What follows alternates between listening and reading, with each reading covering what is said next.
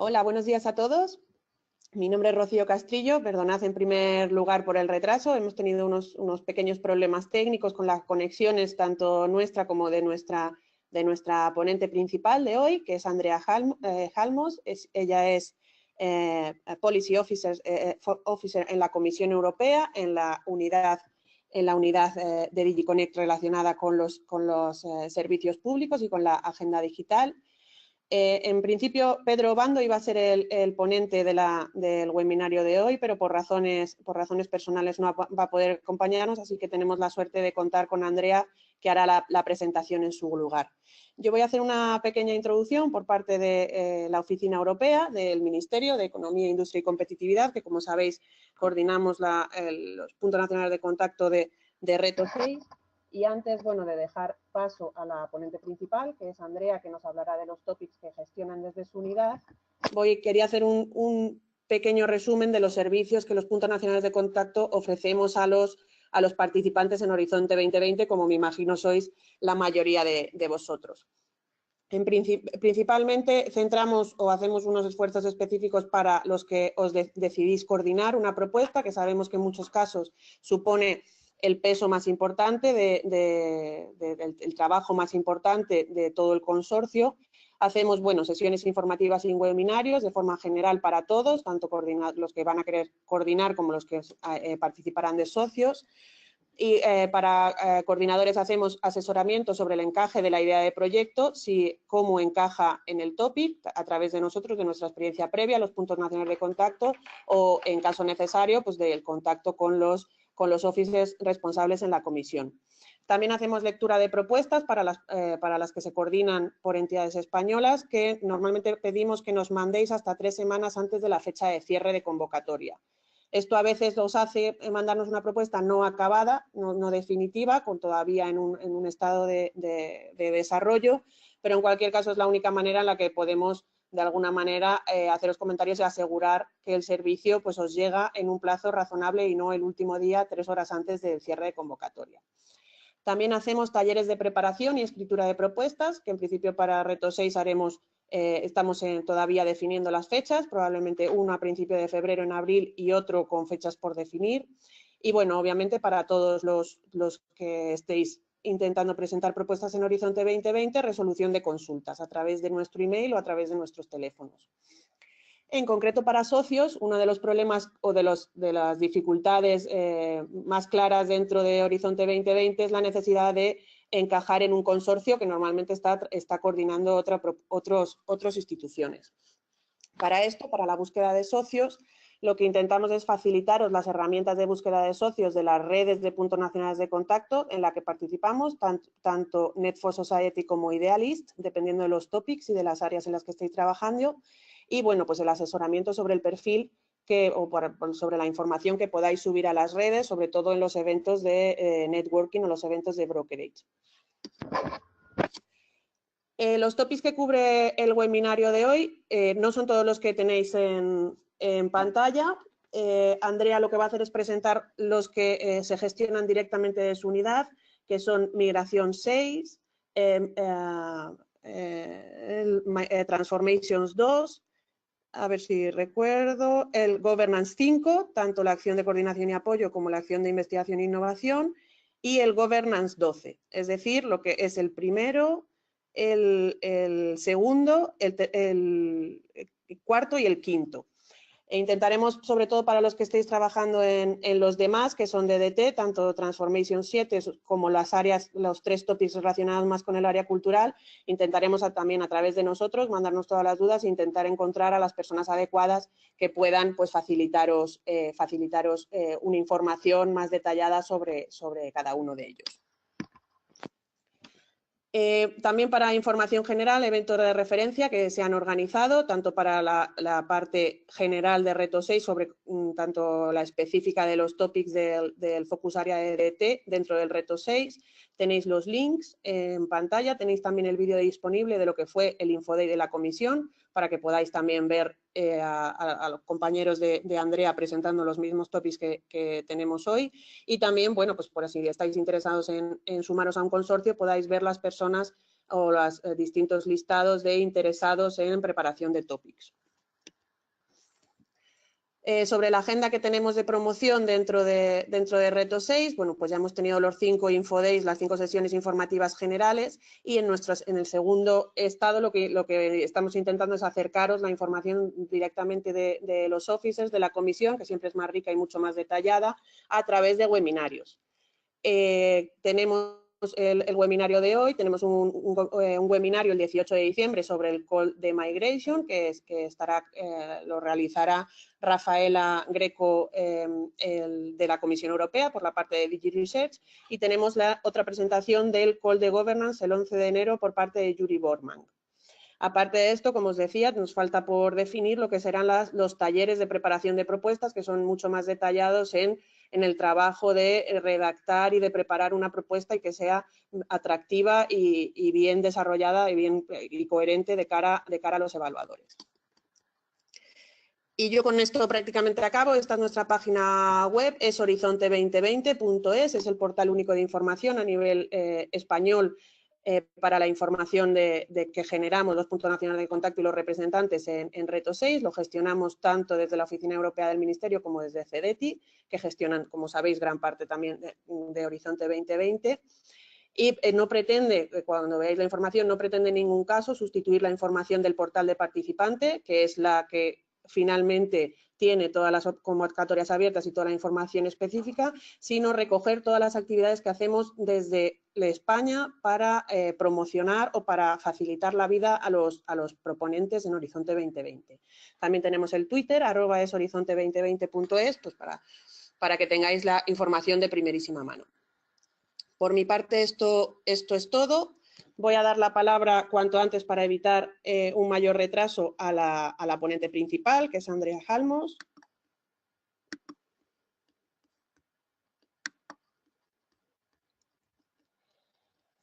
So, this is your presentation, Andrea. The floor is yours. Thank you. Good morning, everyone. Thank you very much for joining this session. The only thing I would like to just ask you if you can move the slides, because I think I'm not able to move them. But yes, I will do it for you.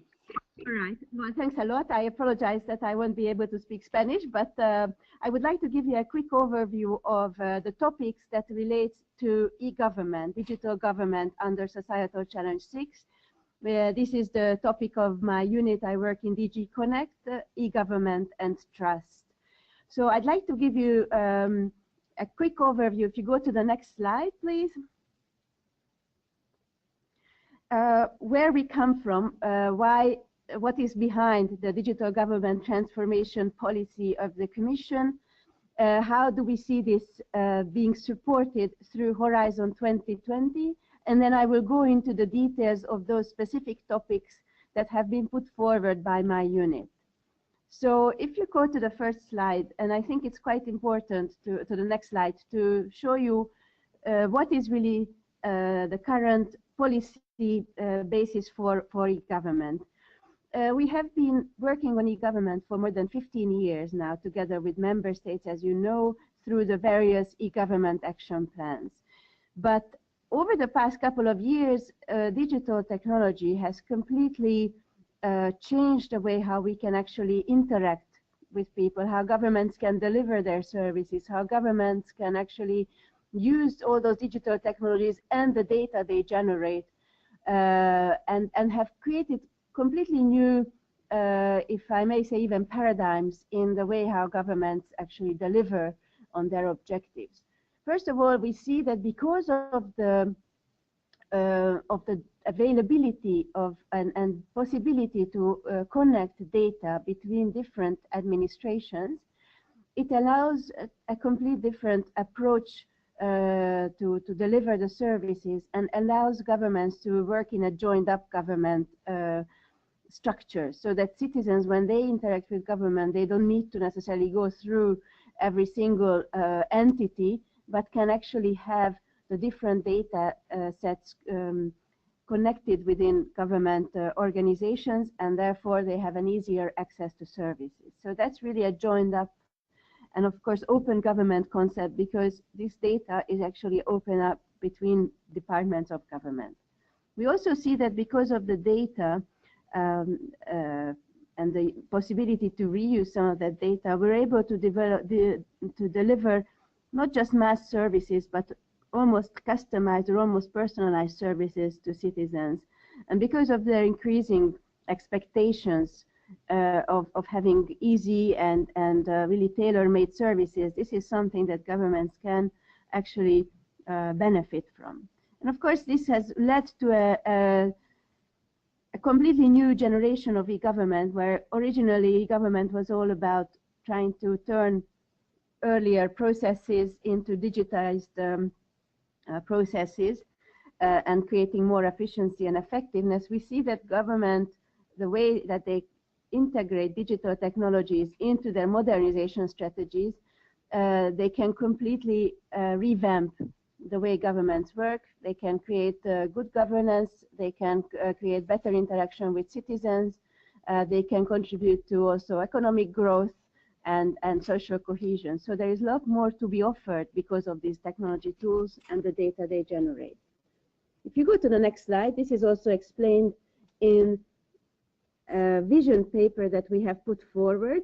And if you go through the 3 steps, this means that we can go from a siloed approach in government to actually open up government services into small, modular, reusable services that originally worked in silos. But if we break them up into fundamentals, into very small modular services, and open them up between administrations, that's the second image. If we open those up between administrations, we can actually combine these services into completely new services, and of course data. So I'm talking here of data within administrations, but also services. And on the third image, you could imagine situations where government would decide to open up some of their data or some of their services to also third parties. And that, of course, can create additional benefits and innovative new services. If you show me the next slide. So what actually, just to finish, yeah, the next slide, don't worry. The next slide is basically if you were to think about applying for any of the topics I will explain later, I would suggest to read this vision for public services document, which is shown at the bottom of the slide. This is something we have put forward in 2013 as an idea of how we think that because of the digital technologies, there is a potential for completely transforming the way how governments work. And this is based on that idea that I was just explaining, that governments could open up their data as well as their services, so these modular basic services and processes between themselves. So that's the middle of the Venn diagram, to create a joined up government approach, but eventually could also open these up to third parties to bring in businesses, civil society, citizens, and other, for example, social partners to reuse that data or service or engage in processes and decisions with government. So we refer to this as an open and collaborative or innovative government approach. And this is what we have done. If you go to the next slide, we have used this, this kind of a vision of opening up between administrations in member states, but also between administrations across member states and opening up to third parties. This concept we have used actually as the underlying vision for the new e-government action plan. The EU e-government action plan was published in 2016 as part of the Digital Single Market Strategy initiative. And it puts forward this idea, what I have just explained. It also has a vision and a number of principles that you see here, like digital by default, once only principle, meaning that you would submit your information only once to an administration, and based on your consent, this could then be reused by other administrations so that you would not have to resubmit your information again and again. We talk about principles like inclusiveness and accessibility, of course, openness and transparency, and interoperability, and so on. The importance of these principles is, of course, they have to work in combination with one another. If we talk about digital by default, we need to take care of those who do not or want to or cannot access digitally the services. So we have to think of also the multi-channel delivery and so on.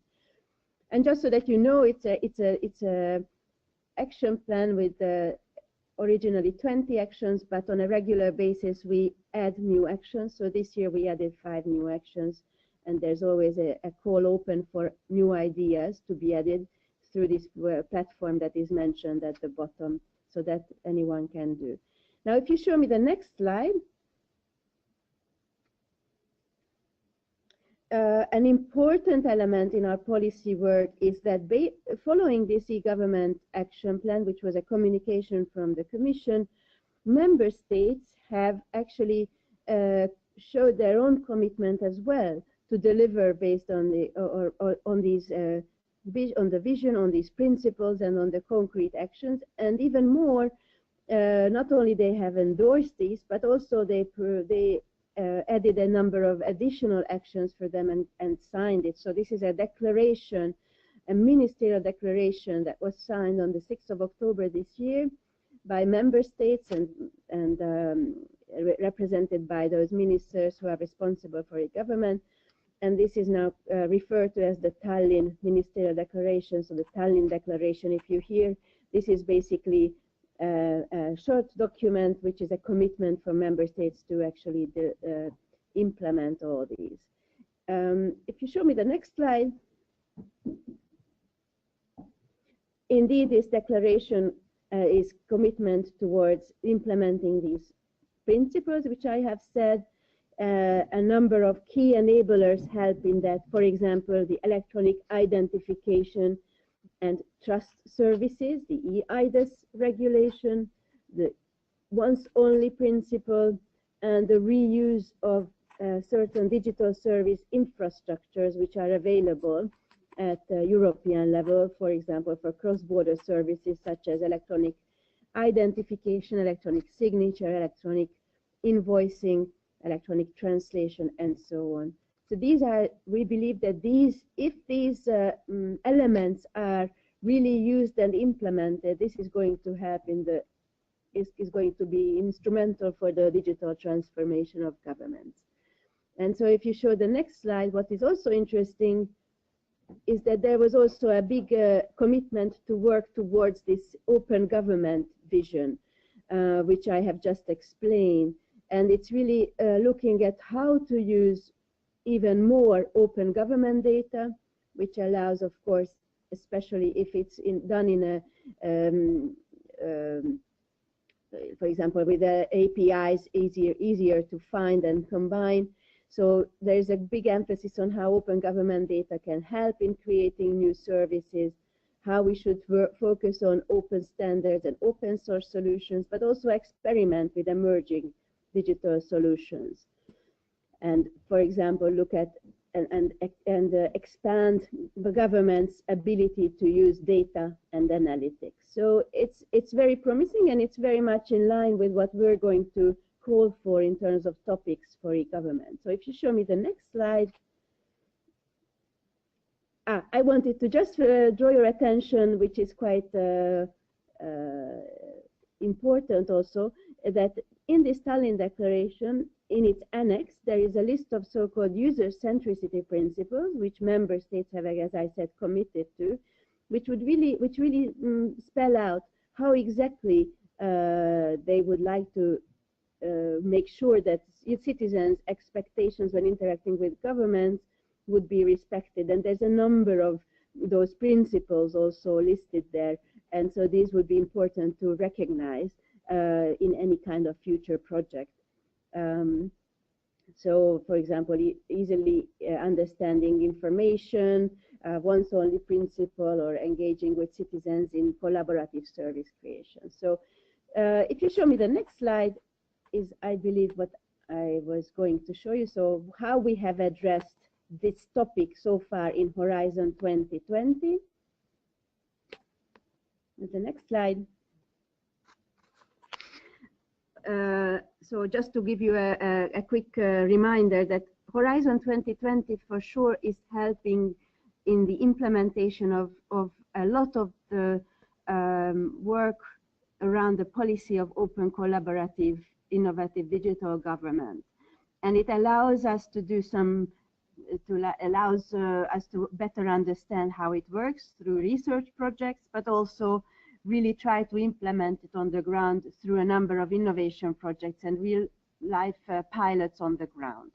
We also use the Connecting Europe Facilities program, which is another funding mechanism, to actually take forward some of the developed solutions, for example, for cross-border public service delivery, and continue maintaining them and implementing them for member states' public administrations at EU level. So, for example, we have developed in previous funding periods so those digital service infrastructures that I mentioned, like electronic identification mechanism, and through the CEF we then can help governments actually hook up to this European technical specifications or standards, so they could use their identification mechanism across borders. So just so that you know, there are two very relevant funding schemes for us to actually implement e-government. If you show me the next slide, is really the slide I was thinking basically to show you that we are not starting from scratch. We have put out this vision already at the start of Horizon 2020, and as you can see, there are a number of calls and topics that have helped us better understand how this would work.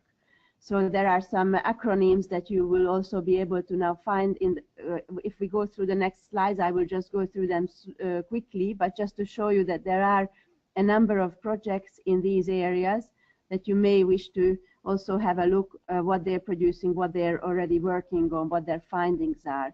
So if you show me the next slide, for example, in the area of ICT-enabled open government, we have already a number of projects running, and these projects are really looking at and piloting how to make, how to reuse open data and open services for the creation of new services. These projects are including multidisciplinary teams.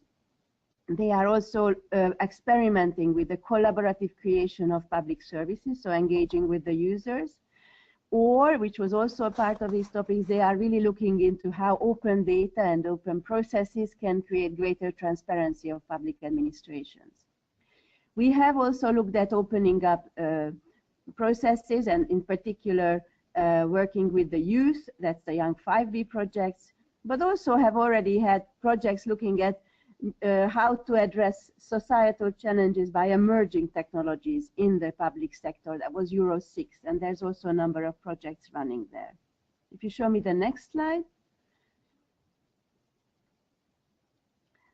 As you may recall, there's been a lot of experimentation with the methodology of collaborative creation of services, so co-production, co-creation, co-design, and essentially also co-delivery of services. And so we have done, we have called for projects around that. We also have done it as a co-creation between administrations. From that, we have a large-scale pilot called the TOOP. But we also looked into where all this is taking us, and we were very interested to better understand what does this mean, this complete transformation of the way how governments may actually be delivering services in future. We have a number of projects looking into the future role and responsibilities and governance structures of future government. It's the CULT-COP projects.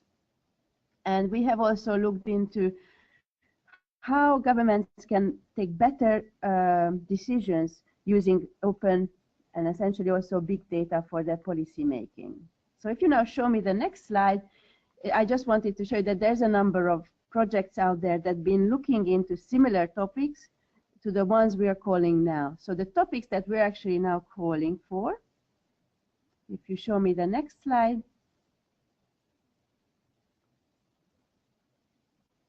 will be these. So as you know, we are taking part in the Societal Challenge 6 part of Horizon 2020, And I have outlined the project, the topics that we will now discuss in detail in the box there.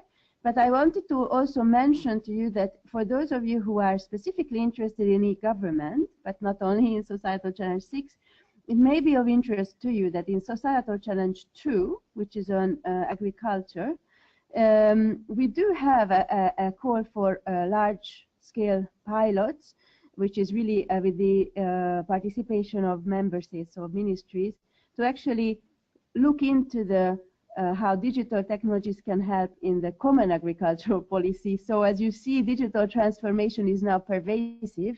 It's really into many different policy areas, for example, also agriculture.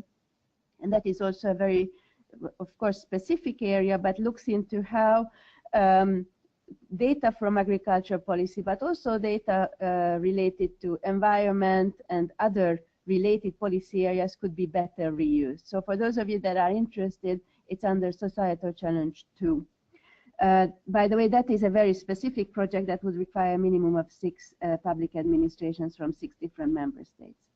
But that's a different topic. I will now concentrate on those which are under Societal Challenge 6.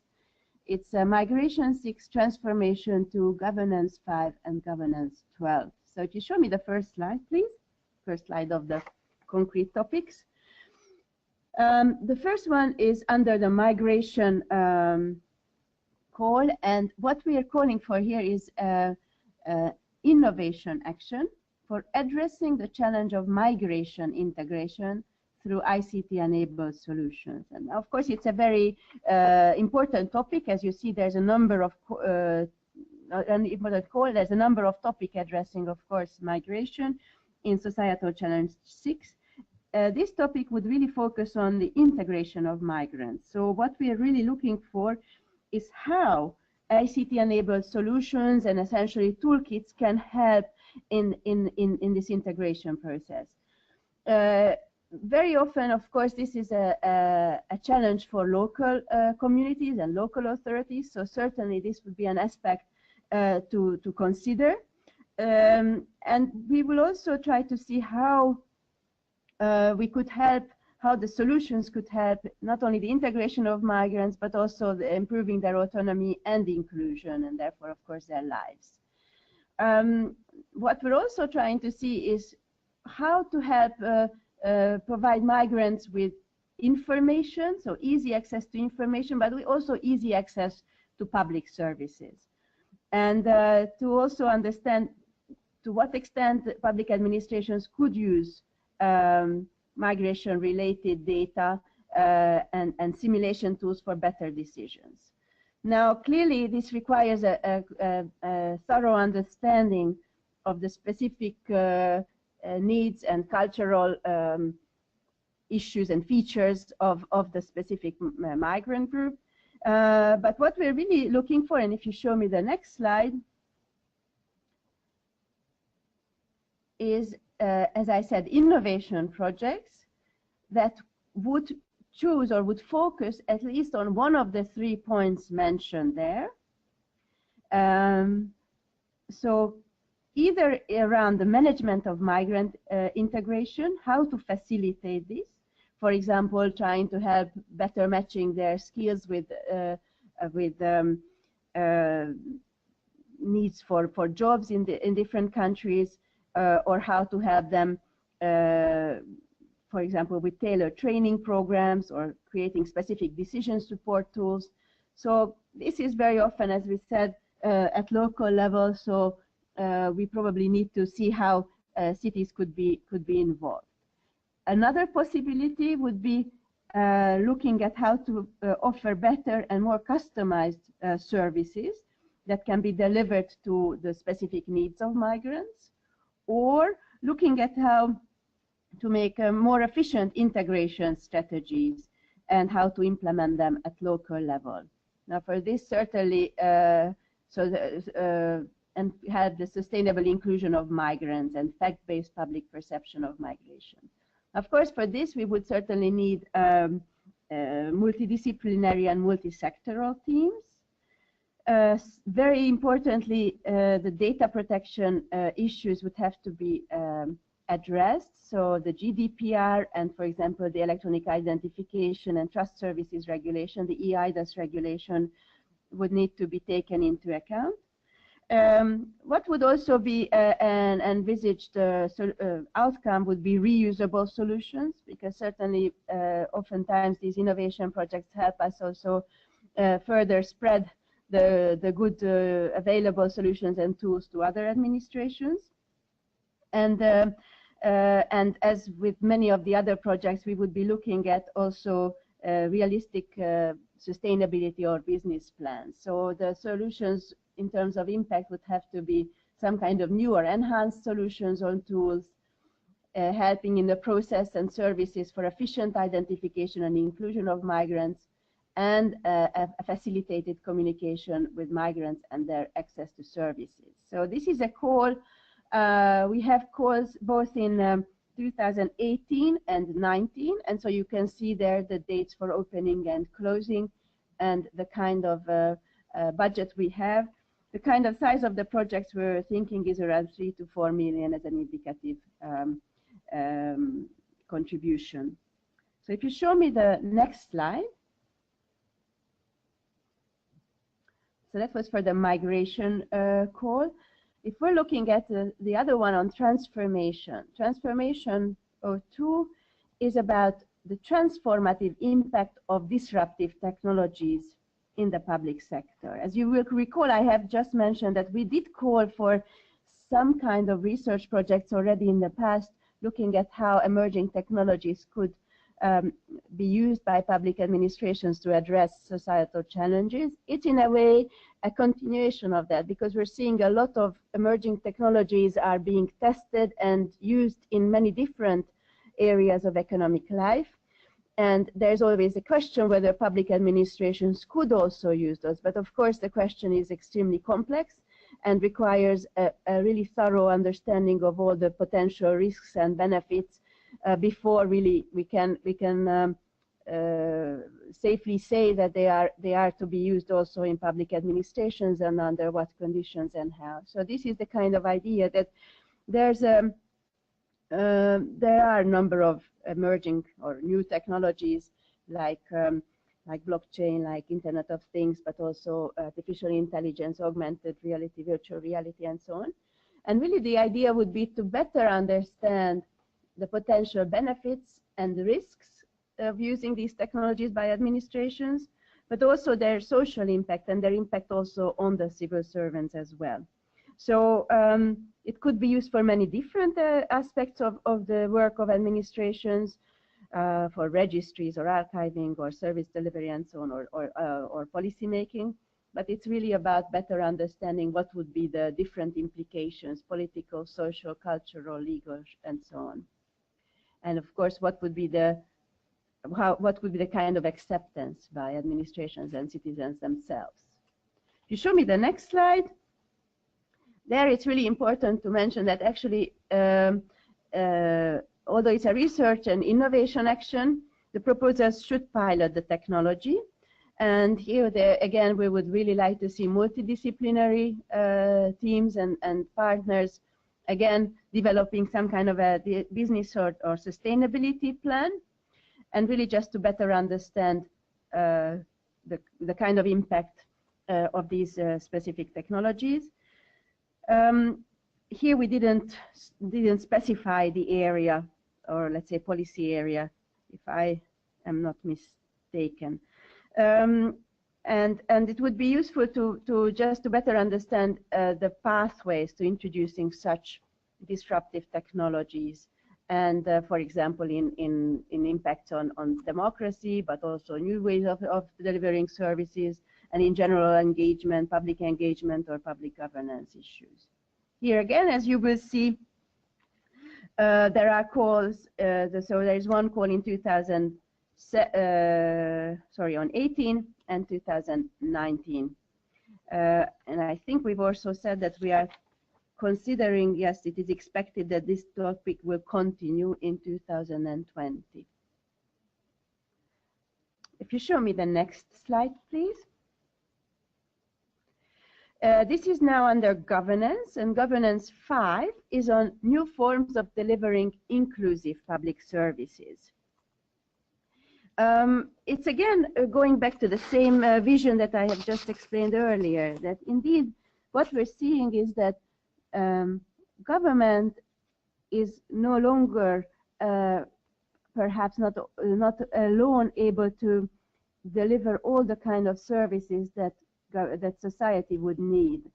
And what we're seeing is that government is because of these technology tools and because of the data that is generated by those, is able to open up this data between themselves, but also to third parties, meaning that government is in a way becoming some kind of a platform, a place that, or a coordinator of different assets.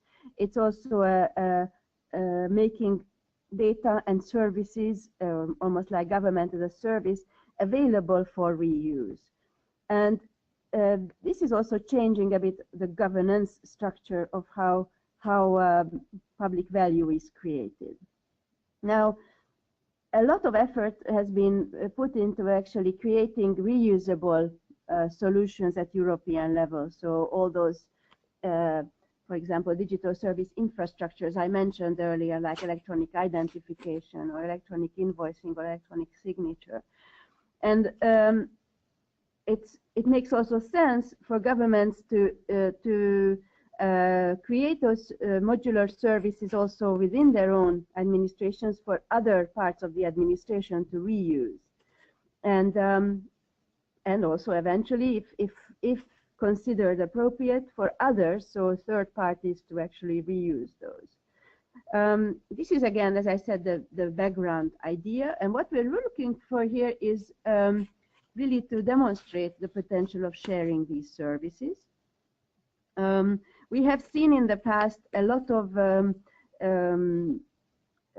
projects addressing the reuse of open data, but what we are really also looking at is to show and demonstrate the potential of reusing these modular services. It's actually, in a way, data with an open API, but also if you think like really small modular basic services. If you want to know more about this, what we mean by these modular services or cloud of public services, you could have a look at a study that is called Service-Oriented Architecture that we have run a few years ago, and if you want, we can share it after the webinar, so that you could see what exactly is meant by this. And so what is interesting in this is just to better understand how, and with a specific focus on inclusive public services, how these services could then be reused for greater efficiency and effectiveness, but also for engaging with third parties and eventually creating more innovative services on top of those. Now, we would like to also show the benefits of the full implementation of the one solely principle or digital by default principles and user centricity. So these research projects would have to also look into that. And if you show me the next slide, it's basically, again, we would like to see multidisciplinary and multi-sectoral teams and business plan and long-term sustainability plans. And the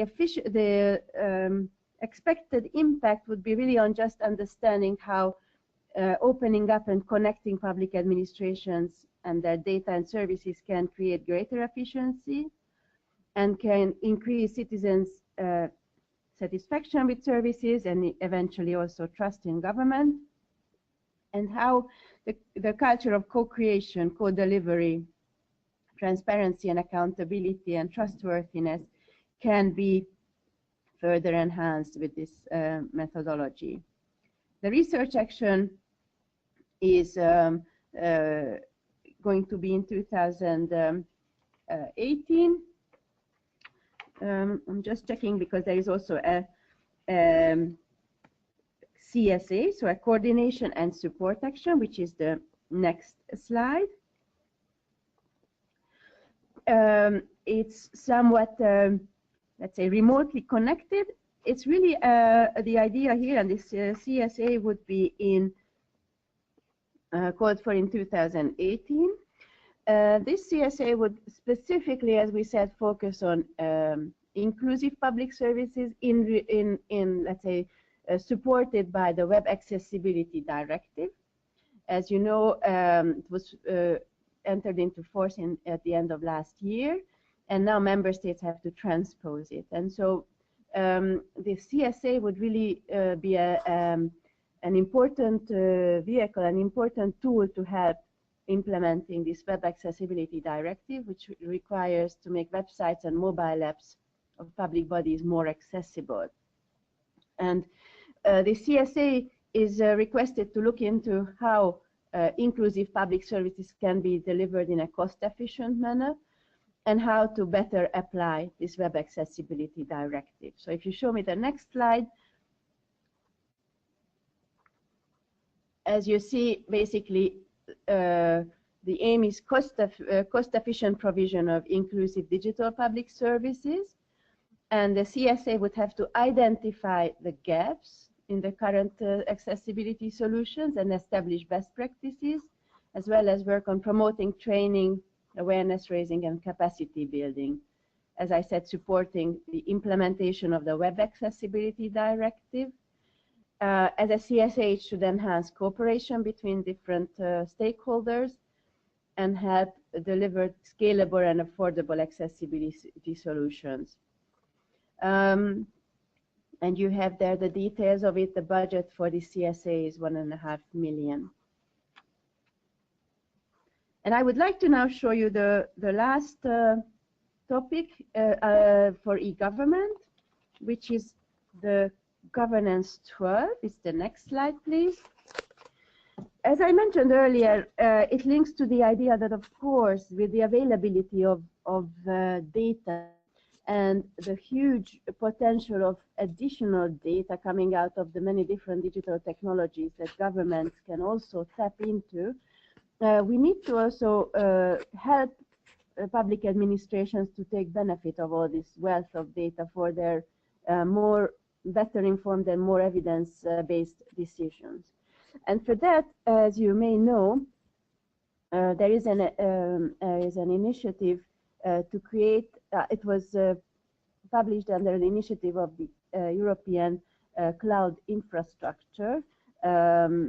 It's an initiative to connect research databases in the EU and create some high-performance computing facilities that would enable the work on these huge data sets. And it was always foreseen that beyond researchers, some of the users would be actually public administrations themselves. So what we're trying to do with this call is to really take advantage of these high-performance computing capabilities offered on this connected huge data set that is going to be soon available, to actually create tools that would facilitate public administrations in using this data for data analytics, for making more informed decisions, and eventually also use these tools for policy modeling, policy making, policy implementation, and for example, monitoring policy implementation. So that is the idea behind. For those of you that are interested in this, should certainly look into this European Cloud Initiative and what is coming through that. So you have a basic background information on that. But then should also look into, we would probably need to see how also, as the core text also says, how to involve local communities and even citizens. For example, in actually the generation of data, of course, through different means and sensors and so on, but also in the analysis of data. So if you show me the next slide, Indeed, we would like to see as an innovation action, so it would include piloting on using this European cloud infrastructure for public administration. It's really a great opportunity, and we're certainly looking for reusable solutions that could eventually be reused by other administrations, different tools for data analytics and policy modeling, policy making. Excuse me. In terms of the policy areas, we have just given some examples, but they are, for example, health, emergency responses, or weather warning.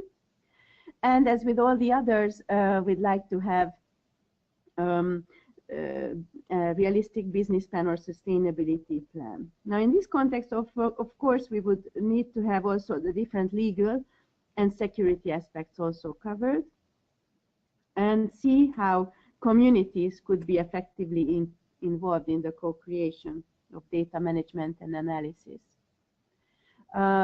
Certainly, as an expected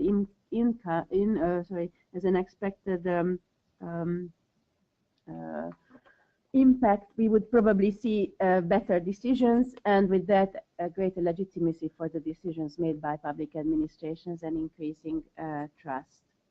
So I think I have said everything. As I said, it's an innovation action, and we have a budget of 8 million. In terms of the contribution, we are thinking of around between 3 to 4 million. And the call is for 2019.